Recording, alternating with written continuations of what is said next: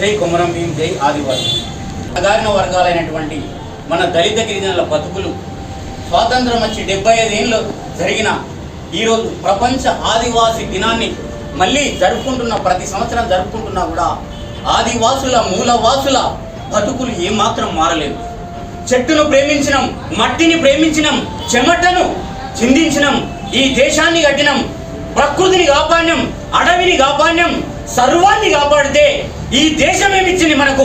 దేశానికి సర్వం ఇచ్చింది ఆదివాసి సమాజం, దళిత సమాజం, బీసీ ఎస్సీ ఎస్టీ సమాజం. అందులో ఈ దేశంలో ఈ చూడండి, ఆదివాసులు అటవీ గ్రామాల్లో ఉండకుండా చట్టాలు తీసుకొస్తున్నారు.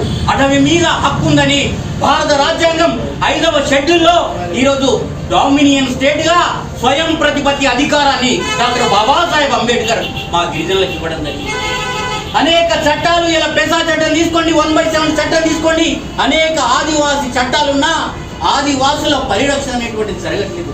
అంతరించిపోతున్న తెగలుగా ఒక్కొక్క తెగ దూరం అవుతున్నది. మైదాన ప్రాంతంలో బతుకులు మారట్లేదు, అటవీ ప్రాంతాల్లో మన బ్రతుకులు మారట్లేదు. ఈరోజు పార్లమెంటు వేదికగా అనేక అటవీ సంరక్షణ పేరుతోటి చట్టాలు తీసుకొస్తూ ఆదివాసుల బతుకులు నిప్పులు కొడుతున్నారు. ఇవాళ మధ్య భారతదేశంలో ఆదివాసుల బతుకులు అన్యాయానికి గురవుతున్నాయి. బాక్సైడ్ పేరుతో, మంగనీస్ పేరుతో, అనేక ఖనిజాల పేరుతో కాశ్మీర్ నుంచి తీసుకొని మణిపూర్ దాకా మన ఆదివాసుల బ్రతుకులు అనేక రకాలుగా దాడులు జరుగుతున్నాయి. అడవిని వీడాలి, అడవిలో ఉన్న ఖనిజాల్ని దోచుకోవాలి. కార్పొరేట్ కంపెనీలు, భూస్వామ్య వ్యవస్థలు, పెట్టుబడిదారులు, విదేశీ స్వదేశీ బడా కంపెనీలు అన్ని కూడా ఆదివాసి గుడాల మీద, అడవి మీద కన్నేసి ఆ అడవిని దోచుకునే పనిలో పడ్డాయి.